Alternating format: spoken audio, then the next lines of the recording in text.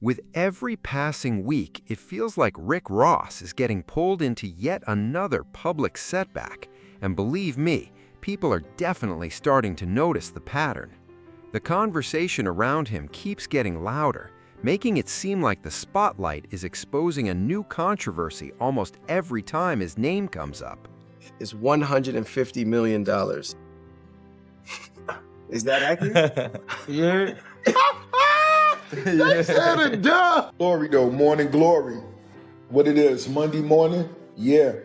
What we doing today? How we turning up? What new money we talking about? Ross has just always been one of my favorite rappers ever. I've never seen someone ice rosé, but... You've never seen someone ice rosé? I'll talk to every jeweler in Miami that has fake diamonds. Really, they do that? Nobody got that joke. It's an AP that I'm rocking. This is green stones, green emeralds. It's just me having fun. That's all it is. I am fuming. That's a fake watch. That's not a real watch. How can you tell? That watch was only produced twice, one in 37 millimeter, one in 41 millimeter. And I know both owners, and they're not Rick Ross. All right, well, I guess. Real talk, I'm just So who impresses DMX right now? Anybody? I'm surprised you don't like Ross lyrically, man. Ross be He's all right, man. He just talking about eating and you know, how much can it eat? How much weed can you smoke? Huh? Like, all right, you got a Maybach, you got the Aston Martin, okay. Good for you. It looks like Rick Ross is going broke, okay? And he's now in damage control trying to clean things up, but it's too late. We've already seen how the boss is really commercial this week. Oh, man. Poor guy. We ain't hired like Rick Ross in the airport neither. It's all good. Heading back to New York. Let's go next. It didn't seem to me like he was hiding because he was taking a commercial flight. Rick Ross looks so depressed to be flying with y'all junkies. Uncle Murder, you ain't never killed nothing. But what I want to do is give you and all your kids a free cleaning. Free teeth cleaning. I know what 50 going through right now. He may not be in the mood for this, you know, Daphne Joy. That put a wet towel over his head. For the ones want to know where my jet at, I obviously didn't get the memo. It's being updated with Starlink. And I chose to fly commercial to Colombia to go party with Trick Daddy. When Ricky Rose takes flights to 6 digits. I'm going to get some Mignon. The rapper who spent years building his reputation as the biggest boss, surrounded by luxury, power, and limitless wealth, is now making headlines for reasons that feel completely out of sync with that larger-than-life image. Instead of reinforcing the lifestyle he proudly showcased, the latest stories are leaving fans questioning whether everything is really as it seems. It's called hustling nonstop. I have 25 ventures and partnerships. Just got back from Dubai. I'm going to Canada Friday. Tonight we're in the club out here in the strip club. We performing. Itself will cover all my expenses for the year. It's just that consistent nonstop balance. I told myself I would not charter a jet until I was ready to buy it. But I told myself, and I waited those 20 plus years. Right. And when it was time for me, it was an investment. Currently going viral because he was caught hiding while waiting for a commercial flight. And this is so wild framing because you could never catch me hiding while waiting for a commercial flight. You just saw me at the airport. It all started with the viral fallout after Rick Ross took shots at Drake, only to later find himself in the middle of a public confrontation that instantly set social media on fire. From that moment on, the internet couldn't stop debating what really happened, and the conversation just kept gaining momentum.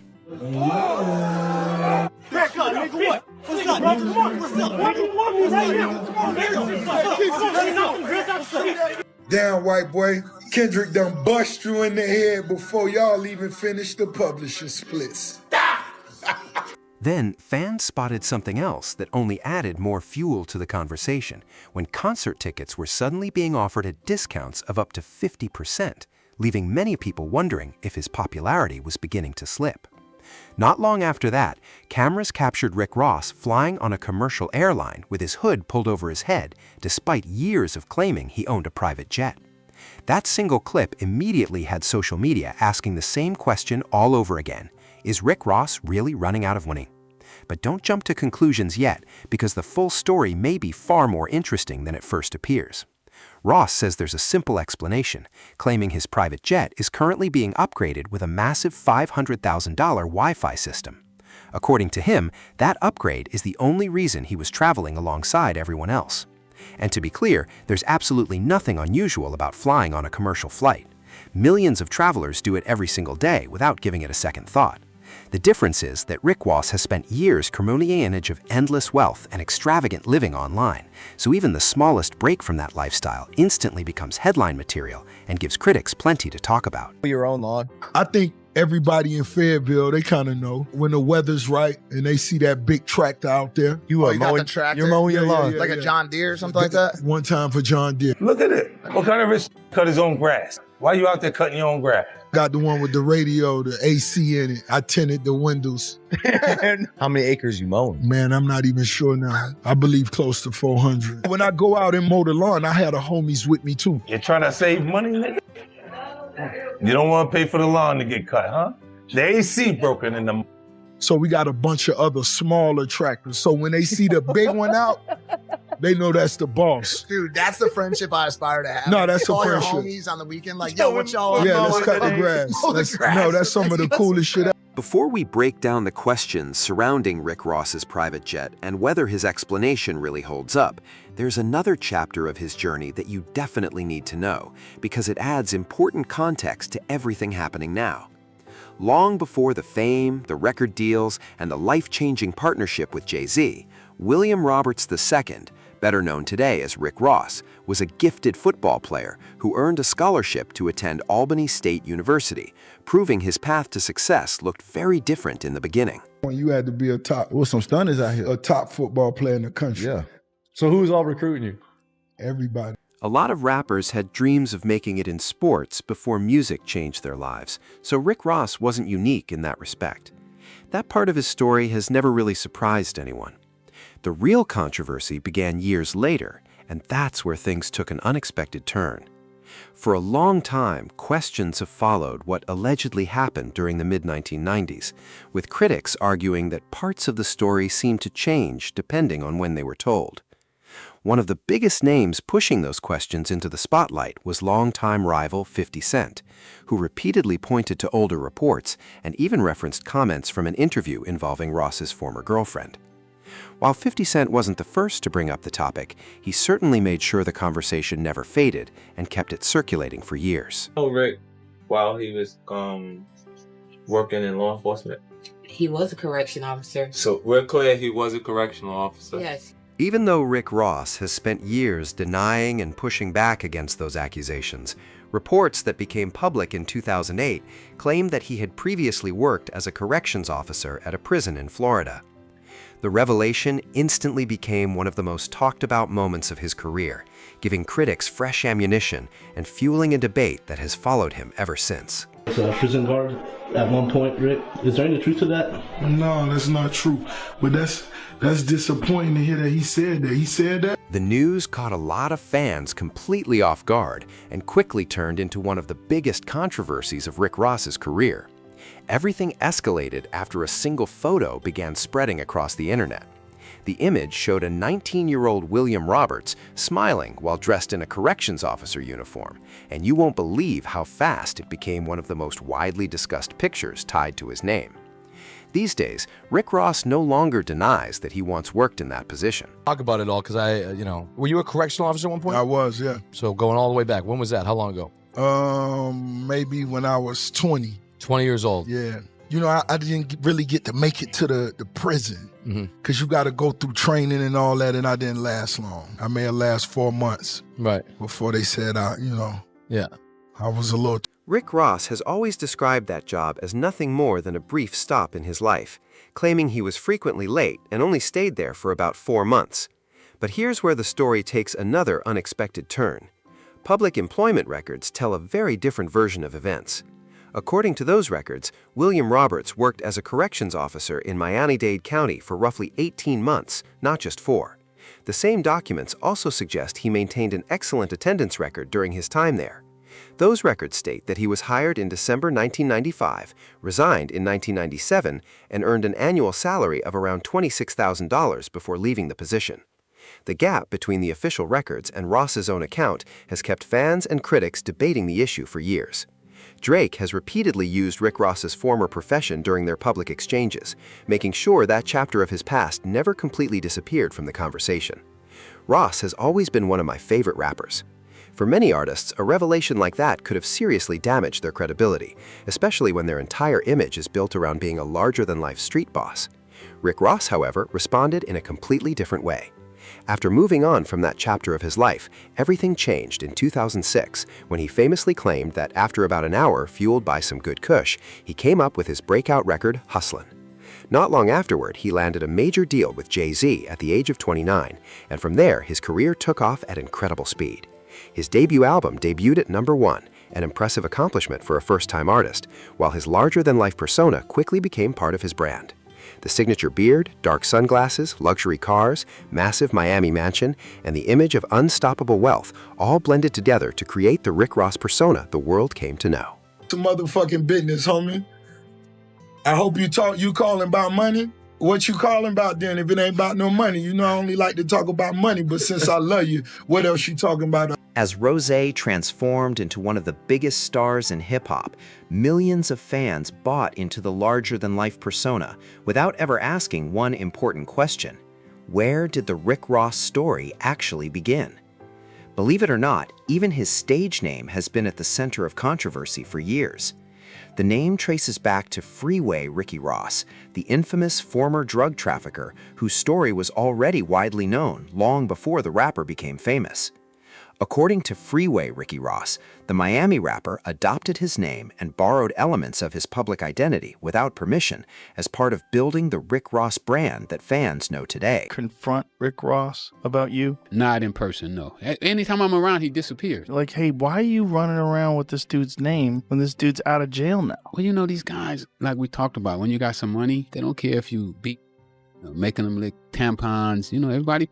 The disagreement eventually grew into a major legal battle, with Freeway Ricky Ross filing a copyright lawsuit against the rapper in 2010. Despite the controversy, the non-stop headlines, and constant criticism, Rick Ross continued climbing to the top because many fans felt the music was strong enough to outweigh the drama. Not everyone shared that opinion, though. DMX was one of the most outspoken critics, making it clear that he never supported Rick Ross or the image he presented. More like Biggie, Jeezy was more like Pac. Rick Ross looks more like Biggie. Rick Ross got lyrics, though. Well, I guess. Real talk. I'm just So who impresses DMX right now? Anybody? I'm surprised you don't like Ross lyrically, man. Ross be He's spitting. all right, man. He just talk about eating and how much can it eat? How much weed can you smoke? Huh? Like, all right, you got a Maybach, you got the Aston Martin, okay. Even with all the controversy surrounding his name, Rick Ross's momentum never really faded. He launched Maybach Music Group, assembled a powerhouse roster of artists, and continued releasing hit albums that kept his career on top. His second, third, fifth, and sixth studio albums all debuted at #1 on the Billboard charts, while his fourth narrowly missed the top spot, finishing at #2 behind an Eminem release. That kind of consistency was impossible for the industry to ignore, which makes the next question even more fascinating. So when did the tide actually begin to turn?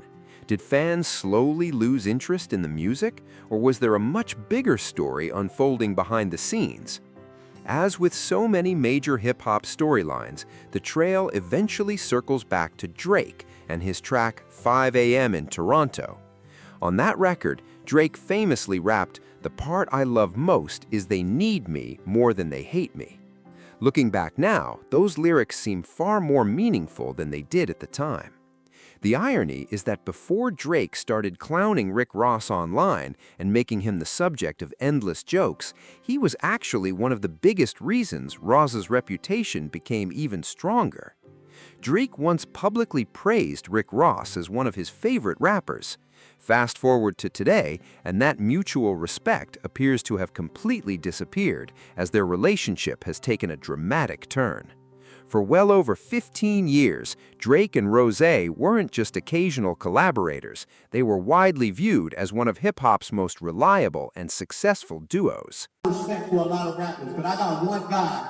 He's my favorite person to rap with on any song. His name is Rick Ross. We were in the... I gotta take this to the streets. One question for the coach. What up? Are we gonna get a Drake Rick Ross album? We had that conversation. Okay. And it's most definitely under serious consideration. Their musical styles fit together almost effortlessly, giving fans unforgettable records like Aston Martin Music, several standout collaborations, and major hits with DJ Khaled, whose own fallout with Drake has become another hot topic in hip-hop.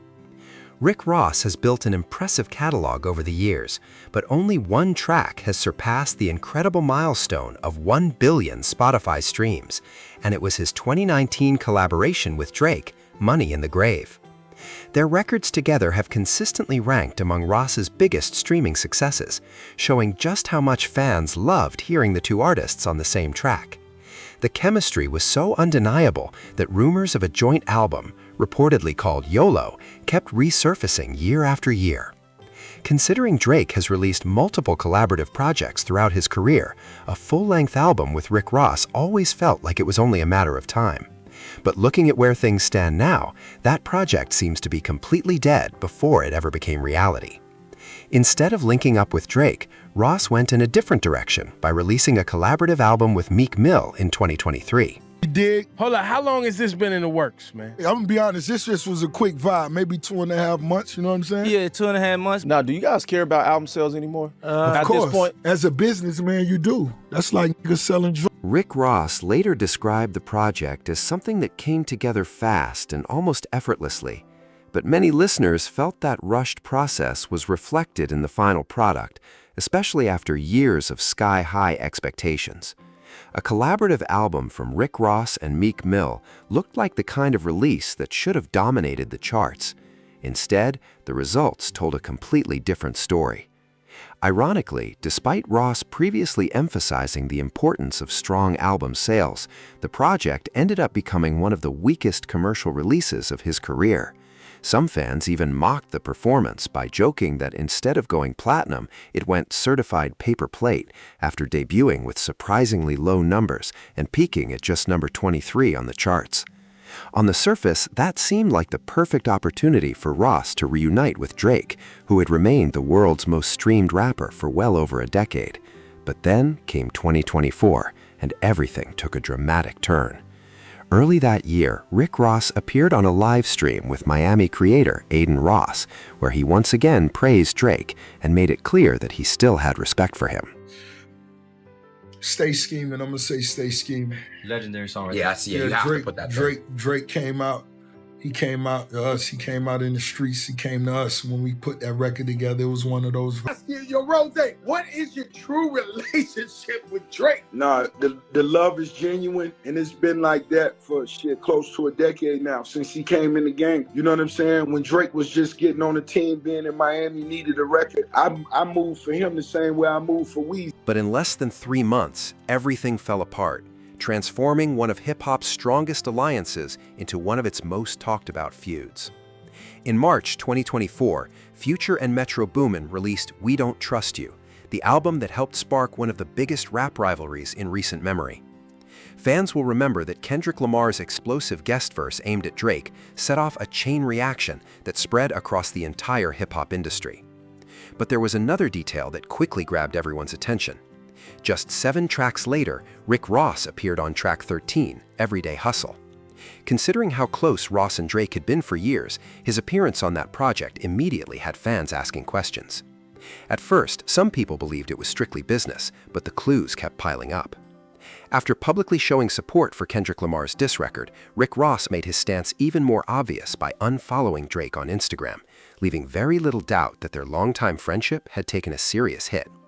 What initially seemed like a minor disagreement suddenly grew into something no one in hip-hop could ignore. This homie, listen to me, my nigga, shine. I don't wanna see you lose. No real nigga wanna see you lose. That ain't what nigga about. This culture, this game, this rap shit, this ain't what it's about. I don't wanna see you lose. When I was the #1 nigga in the rap game, I showed nigga. The very next month, Drake fired back with Push-Ups, a diss track aimed at multiple rivals, and Rick Ross found himself among the first names mentioned. Drake took shots at Ross by joking about his age, while also reminding listeners that several of Rick Ross's biggest Billboard Top 10 records, including I'm on One, Money in the Grave, and Lemon Pepper Freestyle, all featured Drake, a point that definitely got people talking. He also included a lyric referencing Ross's past relationship with Tia Kemp, who dated Rick Ross from 2003 to 2007 and is the mother of one of his sons. Around that same time, comments Tia Kemp made during a podcast began circulating across social media, adding even more fuel to an already explosive situation, and giving fans yet another reason to stay locked into the feud. I would. I let them knock the Mario coins out of me. Oh, I would. And it's good. I see across the room. As the internet kept reacting, what began as quiet tension quickly exploded into a full-blown public feud, with every social media post, diss lyric, and interview adding another layer to the drama. But beyond the jokes, Drake's lyrics on push-ups weren't the only thing keeping fans locked into the story. Around the same time, Tia Kemp commented on one of Drake's Instagram photos, and Drake later referred to her as his GOAT. Fans also started connecting another possible storyline involving Rick Ross's former partner, Christina Mackey. That timing only made the speculation even louder. Almost immediately after Ross unfollowed Drake on Instagram, Christina posted photos showing VIP tickets to Drake's tour, along with front row seats at one of his sold-out concerts. Unsurprisingly, those images spread across social media at lightning speed, giving fans yet another reason to debate what was really happening behind the scenes. The photos had fans instantly connecting the dots.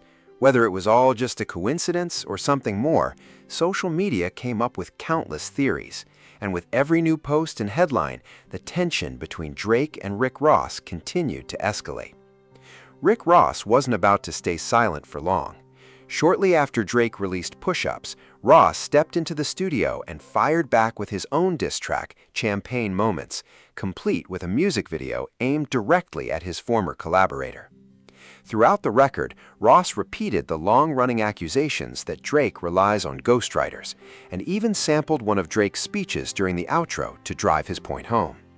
He also made additional claims about Drake's appearance before explaining why he decided to unfollow him in the first place.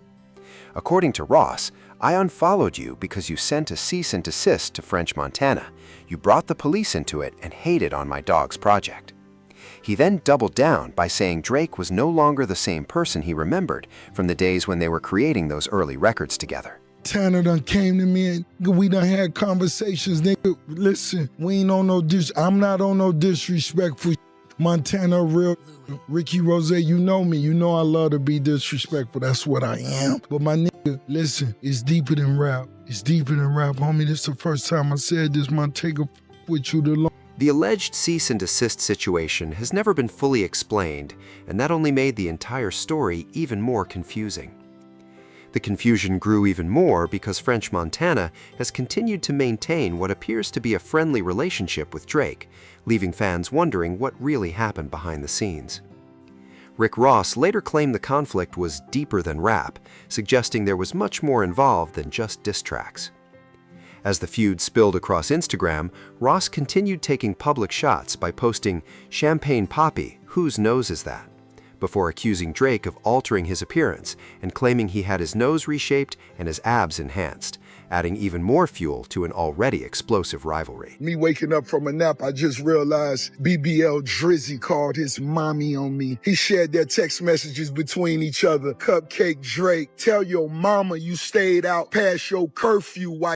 Drake later responded by sharing a message that read, "Babs, the internet says you got a nose job, but you look the same to me in the kitchen today," before adding, "and it's coming from Rick Ross, the same guy I made songs with." From that point on, the exchanges became much more personal. Drake continued the back and forth with another string of posts, writing that Ross had gone loopy, claiming he hadn't eaten in days, was becoming angry and racist, and was now performing at proms for money, before ending with, "Don't worry, we'll handle it." He followed that up with another jab, calling Ross one nosy goof in a direct post aimed at him. Drake didn't stop there either. He also mocked Rick Ross's luxury lifestyle by suggesting the waterfront mansion wasn't really the flex it appeared to be, calling it a typical Miami starter pack, and even referring to it as a content creator's house. Those comments were widely seen as direct shots at Ross's lavish waterfront estate, a property reportedly purchased for around $35 million. Even with all the insults flying online, the feud somehow became even more unusual. Ross publicly claimed Drake's career was finished, yet fans quickly noticed what sounded like Drake's music playing in the background of one of Ross's own videos, giving the internet another twist to debate. I want to do Aston Martin music minus Drake vocals. So no Drake vocals. To tell the DJ not to play Drake's vocals on Aston Martin music. Let's enjoy it without him. If they want it, let them sing it, and that's cool too. But yeah, my DJ minus that. Let's go. Around that same period, Rick Ross shared a post telling Drake to stay safe while flying on Air Drake, a comment that would later seem incredibly ironic once everything that followed began unfolding. Give it to you free. That's a 1978. Be safe on that, Drizzy. Be safe on that plane. That old God is great.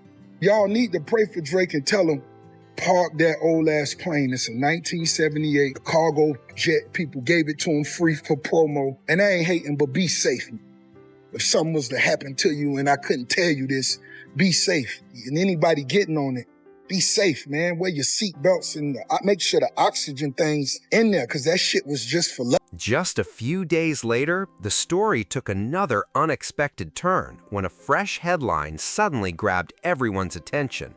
Reports began circulating that Rick Ross's private jet had been forced to make an emergency landing in Dallas, instantly sparking another wave of discussion online. For all the prayers, but I'm gonna tell you, we on the jet and I'm seeing the fighter jet. I see his nose. It's like Tom Cruise from Top Gun. I seen his nose. I'm seeing him in the cockpit. And I'm like, damn. I see his cheeks and nose going back from the G-force. I'm like, damn. And then, hey man, it happened. You know what I'm saying? I can't say what happened, but it happened. Come on, white boy. But we safe. Thankfully, everyone on board made it out safely, but photos of the emergency landing spread across social media within hours, and fans even noticed that Drake appeared to like one of the posts. Rick Ross tried to brush it off with humor, joking online that Drake's fighter jet shot us down, while throwing another jab at Drake's appearance. But instead of calming things down, the feud only attracted even more attention. Then, in July 2024, Ross took the stage at the Ignite Music Festival in Vancouver, Canada. To wrap up his performance, his DJ played Kendrick Lamar's Not Like Us in Drake's hometown, a move that instantly triggered a strong reaction from part of the audience and pushed the rivalry to another level.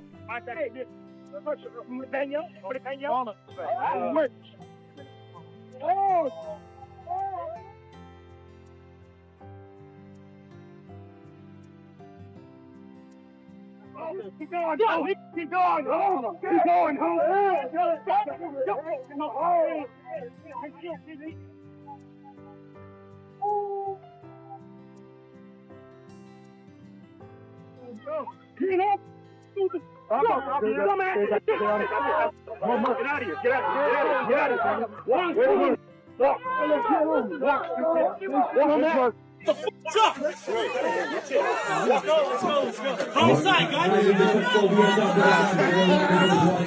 Videos from the incident spread across social media almost immediately, capturing a confrontation near the stage before security rushed in to restore order.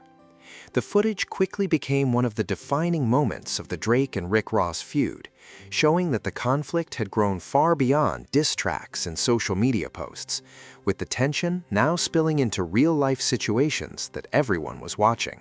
What's up? Everything. You gonna press us on our fucking city, nigga? What's up?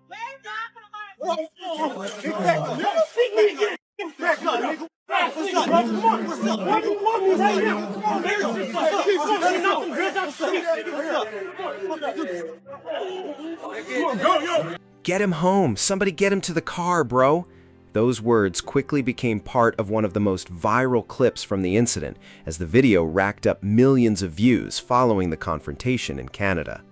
The footage appeared to show one of Rick Ross's associates lying unconscious before security stepped in and brought the chaotic situation under control. Oh, blows. Man, Will, they swung on your fat. You ain't done. You stood your fat ass back, man. Your scary ass. Your big fat scary ass stood back. Looking good down from this angle. Based on some TLC shit, and TLC has 3 different meanings here, so pay attention. TLC, like the wrestling event where guys are obviously getting punched and they're fighting, you gonna need a chili ice pack for your left eye. So TLC this time is referring to the iconic R&B group, 2 members from this group whose names are Chili and Left Eye. And what's also crazy, the 3rd meaning of TLC, tender, love, and care. And the backstory behind all of this, Drake is rapping about an event that took place when Rick Ross got pressed after playing Not Like Us, and he just so happened to get punched on the left side of his face. He should. That's it. The security tell me he shouldn't have been there. Yeah. Nothing about what was on that video said Rick Ross should have been here doing this right. Drake appeared to acknowledge the viral incident with his own reaction online, and before long, 50 Cent added even more fuel to the fire. Sharing a video of Tia Kemp laughing, 50 Cent joked, "My guess is you won't be going back to Canada," a post that spread rapidly across social media and kept the spotlight firmly on the ongoing feud. The chance to slap 50 Cent with this shit right here. Come get it, 50. Rose, the history with you and 50, is it better now? You guys now friends, like you guys talk now, or is it still no relationship? Nah, homie Wash, we've never been cool. From day one? No. This is a big business you guys are a part of. You guys are 2 of the heavyweights in the business. I mean, what is there to talk about? A lot of things to talk about. History, the beef. What kind of history? That he couldn't dress? That's all I used to tell him. Yo, you can't dress. You're not really getting no money. You don't own your masters. Eminem saved you. Dr. Dre saved you. All the big names. Rose did it himself. I came in through slip and slide. I had to build this myself. And I'm not speaking down on him because he live in a 2-bedroom apartment, but... He lives in a 2-bedroom apartment? 2-bedroom. Catch the alley hoop now. You gotta win by Yama, this bitch. 2-bedroom apartment. Yes, he does. And if he does, what does that say about him? Come on now. Just the alley hoop. Come on now. What does it say about him? You're saying 50 lives in a 2. He just did a big documentary on Diddy that blew up. It was a #1 documentary for like weeks. Just 4 days later, Drake returned with his first solo single since the feud, What Did I Miss? But it wasn't just the release that had fans talking. Hidden within the lyrics was another bar that many listeners quickly interpreted as a direct shot at Rick Ross, proving the tension between the two was far from over. Can only imagine what that feels like. Well, I really couldn't, but damn, niggas say 3 albums are trash albums, 2 years too late. Hey man, it was fun while it lasted. You're washed. Where's Iceman? There's Iceman. The throat goats. As the hosts of the NFR podcast pointed out, the biggest blow to Rick Ross wasn't necessarily the diss tracks themselves. The real damage came from watching the carefully crafted big boss image he had built over nearly 2 decades begin to crack in front of millions of people. For years, Ross had projected the image of someone who was untouchable. But now, social media was flooded with jokes, memes, and non-stop comparisons that made it almost impossible for him to escape the narrative. And believe it or not, the drama was only getting started. No, see, you might be... I could see it in your eyes, you might be confused. If Drake was what he thought, he would have been able to clear all this shit up, address it, and been moved on. I listened to some of it. My engineer it was horrendous. They lost an hour of their life for this shit. Listen to it. Yeah. Are they recovering? Yeah, trauma. It's tough. As 2026 continued, Ross appeared to avoid playing Drake's verse during one of his own performances, while fans waited for Drake's next move on his upcoming project. That response eventually came in May 2026 on Iceman, where Drake seemingly fired more shots at several former collaborators, including Rick Ross. Fans immediately pointed out that many of Ross's biggest streaming records were connected to Drake, making the online debate even more intense. Meanwhile, Rick Ross was promoting his Port of Miami 20th anniversary tour, but images showing large areas of empty seats quickly started circulating online. Ticket discounts, including buy one get one 50% off promotions, only added more fuel to the conversation, especially after Drake appeared to react once again on social media. Then came another viral moment when Rick Ross was seen boarding a commercial flight, surprising fans because his private jet had a lifestyle he promoted. Flight tracking information reportedly showed the aircraft had been inactive for weeks, creating a wave of speculation online, although there was no official confirmation behind many of the rumors spreading. Just days later, Drake released a music video featuring his own private jet, and many viewers believed the timing was far from random. Whether it was simply a coincidence or another strategic move, the moment kept the spotlight on Ross and added even more pressure to his public image. Ross later explained that his jet was undergoing upgrades, including a high-end Wi-Fi installation, but by then, many people online had already made up their minds. At the same time, his highly anticipated solo album, Set in Stone, was delayed, leading fans to question what was happening behind the scenes. Ross responded with the message, "Iceman melted, stone last eternity," but many argued that postponing the release was actually a smart move from a business perspective, especially while Drake's project continued performing strongly. Still, claiming Rick Ross is broke would be a massive exaggeration. Outside of music, he has spent years building multiple income streams through Wingstop franchises, real estate, and other business ventures that have reportedly created substantial wealth. Financially, he remains in a position that most entertainers would never reach. The bigger battle isn't about his bank account, it's about perception. When the image that made you famous starts showing cracks, repairing public confidence can sometimes be much harder than rebuilding your finances. So the real question remains, is Rick Ross simply facing a difficult moment in his career, or has the legendary biggest boss image he spent years creating suffered damage that may never fully disappear?